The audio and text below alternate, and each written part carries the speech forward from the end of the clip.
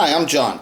This is my show, A Sports Reckoning. So this is John Mangini, and the thing is that people are not willing to do the simplest little investigation into my Michael Jackson story. Because I think clearly what it is that, I might come off as an asshole or rude or arrogant, whatever it is, crazy psycho, but there's enough of my appearance that I give off to people that people can see there's something about me that's real, and there's something about me that they know I'm not educated, but I'm definitely not stupid, and I'm smart in a way, and I'll challenge people. I'm aggressive and shit, right? So there's this thing where people are scared. They're scared of me, but they're also scared of the evidence of what I can show. They're scared to look into my investigation because I come off it as a person to them that they don't think they can challenge me. So they know too, if they look into my work, they know that my work's going to probably be right, and then they can't deal with it. They can't deal with reality, actual reality, real world reality. That's why you get like John Mangini. He just sits in this fucking little room there with his cards, and he's in a total escapism from reality. He wants nothing to do with anybody in the world. He just wants to escape from all reality. He doesn't want to hear all the bad things going on in the news. He doesn't want to know that his neighbor is fucking his little daughter and shit. He doesn't want to know. He doesn't care. He does not want to know. He's in total escapism from reality. And this is the thing with the baseball card people what I would say is like, dude, we still live in the fucking real world. There's no escaping. You are going to die. There's no escaping reality. Do you understand, John Mangini? You're going to get old and die someday. Your daughter, she's going to get old and she's going to die. There's no escaping fucking reality. And these people, I come in here and I'm just hardcore fucking reality. These idiots can't deal with it because they've got mental, and they scream at me like I'm crazy, I got mental problems. I'm not the one escaping reality, playing with my baseball cards in my room. You're the one doing that. You're the fucking idiot who can't deal with reality. So it's like my Michael Jackson story crosses over into people's personal lives on ways that most people don't even understand. You haven't done the investigation. You don't have the information of what I do, right? And so even when I show you this, there's so much more. If I talked about my personal things and explained more to you, there's piles and shit, which I can't constantly do. So let me just show you what I'm talking about here. And how many of you, if you're around my age, I guarantee you had this hanging in your room. Farrah Fawcett. Okay, so yeah, I remember my uncle had that poster, and I remember one time we took it out after she probably got kicked off of the Charlie's Angels, whatever, she lost her appeal and stuff. So I gotta tell you, I remember one time, so we took that poster out and we were using it as a dartboard. I remember throwing darts at that poster one time and shit, right? But telling you just things, like I said, there's other things. Okay, that woman looks identical to my mother. Like, okay, if I was going to show you a picture, it's like if I wanted to show you a picture, it's like I'll show you what my mom looks like, right? Okay, but not show you a picture of my mom. I'd show you that picture right there. Here, that's what my mom looks identical to her. I mean, I'm fucking identical. I can't even, that's what my mom looks like, right? So, now, Michael Jackson and Farrah Fawcett died on the same day. That's a kind of a unique thing. It's ironic. So that person right there that John Mangini was just holding up a picture of, saying, obviously acknowledging what a big part of his childhood it was, but not only just a part of his childhood, he told you everybody my age had this poster in their room. It's a iconic moment of history that will live throughout all time. Anybody that lived in that moment, most people know that, Okay, so like I said, there's the connection right there. John Mangini, this is like they do that thing, that 6 degrees of separation thing in Hollywood and shit. It's like, dude, the degrees of separation that you get between Michael Jackson and these people, they're incredibly, it's a 1 degree of separation. He's directly connected to him in much more ways than this, right? But there's a thing that's like, you want to talk about like living for eternity, that where their names will eternally go down in history together because they died on the same day. And she had to be a big enough star to match up to Michael Jackson, where she got the notoriety for her dying on that day, because that could have just totally dwarfed anybody who would have died on the same day. It gets dwarfed and stuff, right? But Farrah Fawcett held up, and they showed her too as the importance of the significance of her death. But they died on the same day. On the same day. So they will eternally, their names will go down in history together forever. Okay, so this is Farrah Fawcett's Wikipedia. I want to show you here. Okay, see how it says spouse and partners. Okay, so I guess she was married to Lee Majors. He's the $6 Million Man. I believe that's who Lee Majors is, with the guy $6 Million Man. Okay, so then it says partner. So I thought she was married to him, but I guess she was not married to Ryan O'Neal. Okay, so you see, there's two different times there. There's the date, and then there's a separation, and then she got back with him. Because Ryan O'Neal is the real guy that I know where she was really dating. I mean, Ryan O'Neal is the guy that was with her when she died. Okay, so Ryan O'Neal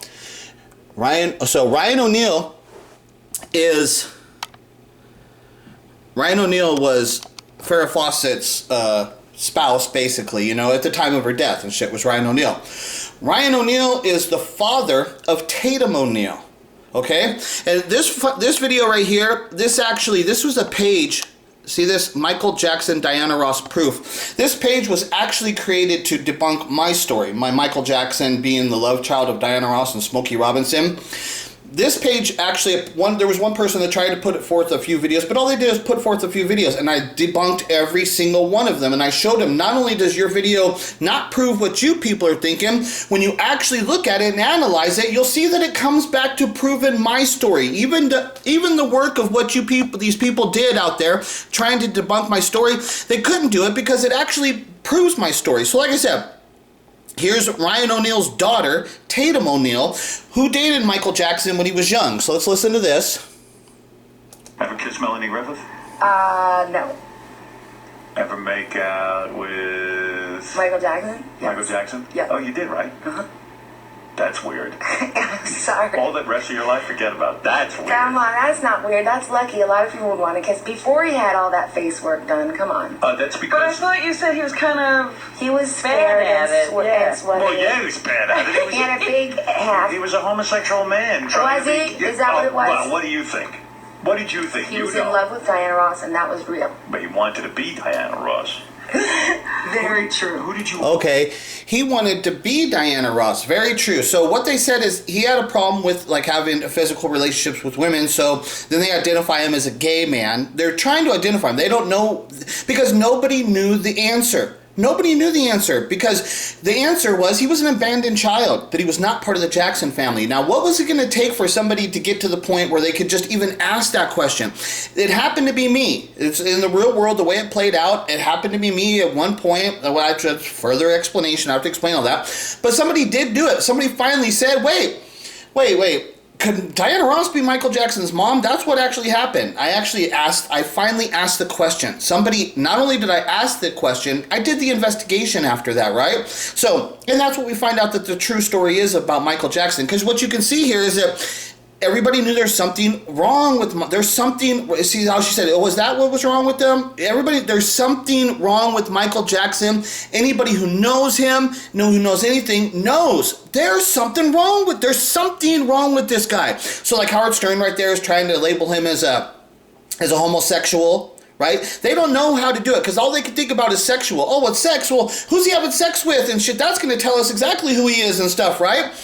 And so he's like, oh, he's a homosexual. And then, so then later, they found out there was no evidence of the homosexuality stuff, right? But then he acts all shy and weird and stuff, and he's claiming to be Peter Pan living in Neverland Ranch, and then he's hanging out with children. So instantly, they just all said, well, because this is what happened. They all knew that there's no documented evidence of Michael Jackson having any sexual relationships with women. It's not there. First, they're all, who's he going to marry? All this stuff. Then what happened over time? There is no relationship. So anybody, this is what I'm saying with the fans, the way the fans come at me and they think that Michael Jackson was involved with Diana Ross, because this was only one of the women Michael Jackson ever actually spent time with. There's only really one that he spent that kind of time with and showed that kind of attention towards. There was only one. It was Diana Ross. Right? And so Diana Ross, 14 years older than Michael Jackson. So just the fact that you people are thinking that Diana Ross was grooming this young Michael Jackson, who is part of the Jackson family, the infatuation that Diana Ross has towards Michael Jackson, instantly it shows up. It instantly shows up. But what she's doing, she's calling him, that's my baby. He's always been like a son to me. That's what she's actually saying when you go back and look at the wording of how is she actually addressing Michael Jackson. That's what she's talking about. That's actually what she's talking about him being her son. That's actually what she's talking about. So you see in this thing, she says, like, everybody's trying to identify Michael. Oh, he's a homosexual. And then everybody said he's a pedophile and stuff, right? Because everybody knows that there's no documented evidence of Michael Jackson having any sexual encounters with women or men.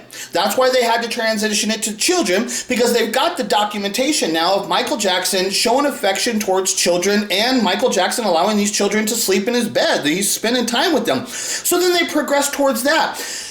But nobody could ever get to the point, their minds were willing to ask those questions. Like in their minds, they could formulate the thought of Michael Jackson having sex with children. That was something that could happen in their minds. They could formulate those thoughts, right? But when I come in and I say, no, what you need to do is look at the truth of what it is that Michael was not a Jackson, that he was abandoned as a child, that his real mother is actually Diana Ross. Now, in the relationship that Michael and Diana is having, Tatum O'Neal here sees that there was one real relationship with Michael. And who does she invoke the name? Who was the one real relationship that Michael had? Diana Ross. That was the only real relationship. But you look at the situations, like people say, oh, Diana Ross took Michael Jackson's virginity on the Wiz. It's like, dude, Diana Ross was dating men. She's straight fucking. She's fucking men. She's like aggressive woman sexually. She goes after men. She's fucking men. So Michael Jackson, if you're telling me Michael Jackson was seduced by this older woman with all of this sexual experience, right? But you're going to tell me that Michael Jackson's personality trait after he fucking had sex with a woman, an older woman, Diana Ross, you're going to tell me his personality traits after that develops into like this Peter Pan character? That doesn't make any sense. Why would he be so shy? Not willing. If he would have fucked her one time, how many fucking Hollywood starlets would there be out there in the fucking wastelands of Michael Jackson's sexual experiences? Laying waste to that fucking Hollywood pussy. All of them. Just like Tatum O'Neal told you. Bullshit, I was lucky. There's further stories where she tells you all the girls wanted Michael when he was in the 70s and shit. All the girls wanted Michael. It's like, are you kidding? She's like, she just told you I was lucky to date him. So if Michael Jackson had ever had that experience with Diana Ross, he would have then had furthered his sexual progression and development, and there would be a wasteland of fucking Hollywood actresses and scarlet hit pussy just laid fucking to waste of what Michael would have been smashing. It's not there. And it's not there, and you know it's not there because these people who are in Hollywood who talk about this stuff, they tell you, they can't figure it out. It's not women, so they're thinking he's homosexual. Then Oprah asks him in 1993, because still, there's no documentation of what it is going on. So Oprah finally asks him the question, is still a sexual question. Are you a virgin? Is that what the fuck is going on? And Michael straight does not answer the question. Oprah highlights it. You're not going to answer the question? You're a fucking 35-year-old man, and you can't answer a simple question like, are you a virgin? So then this is when this is a pedophile, because people had no idea, right? But so, what is Howard Stern? Tatum says, Michael was in love with Diana Ross. Yeah, he was in love with her. She's his real mother. But then Howard Stern invokes, no, he wanted to be Diana Ross. Because I'm telling you, this is what was going on. That people could see that there was an infatuation with Michael Jackson and Diana Ross to the point of where it started looking like Michael was trying to impersonate Diana Ross. He was never trying to impersonate Diana Ross. He is the son of Diana Ross. He emulated her without trying. He could not avoid it. It was unavoidable for him to act like Diana Ross. To the point of where he started flaunting it and just flat out just showing showing people, this is what's going on. It's me and Diana. Look at, we're the same person. To where you just saw Howard Stern fucking invoke that. He wanted to be Diana Ross. This, you can hear in the context of these few little words of what these people are talking about, that they do not know what was going on. Nobody ever knew what was going on. And the reason nobody ever knew what was going on, because Michael Jackson being embedded into the Jackson family was so ingrained into society. Michael is a Jackson. Michael's a Jackson. Nobody could ever get away from that. You couldn't ask the question, is he not part of the Jackson family? Maybe is Diana. Nobody could ever ask that. But it finally came a point, a time where I asked the question, and I had a computer at that time. I was able to do the investigation. Once you go back and do the investigation and look at what happened and transpired through these people's lives through the lens that Michael Jackson was abandoned as a child through his real parents, Diana Ross and Smokey Robinson, once you go back and look at it through that lens, you fucking understand everything.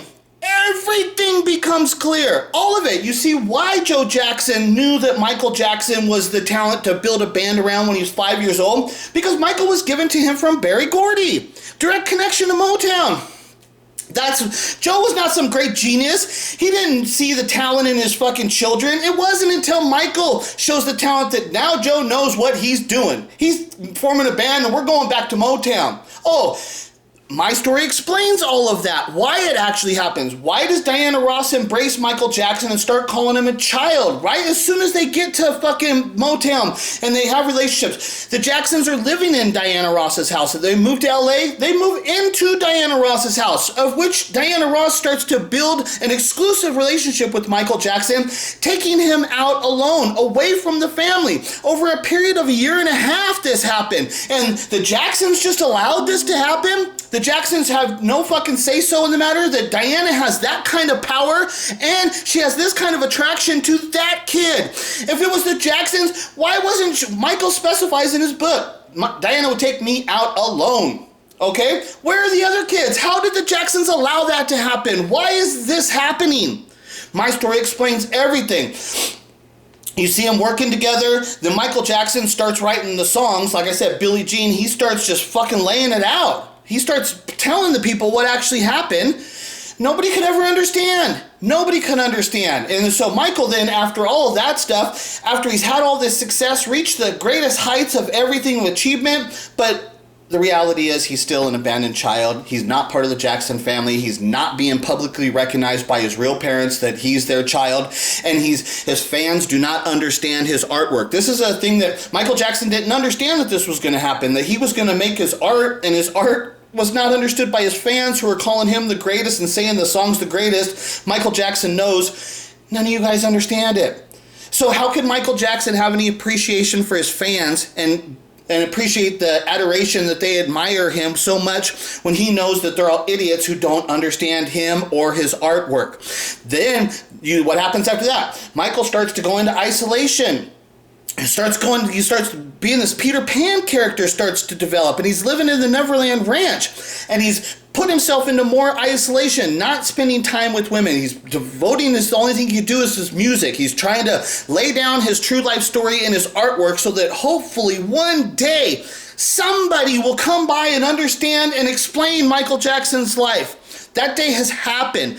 I was that person who did it. I am now explaining all of Michael Jackson's life, and I can't get Michael Jackson fans to care, and I can't get public to care. I can't get anybody to fucking care.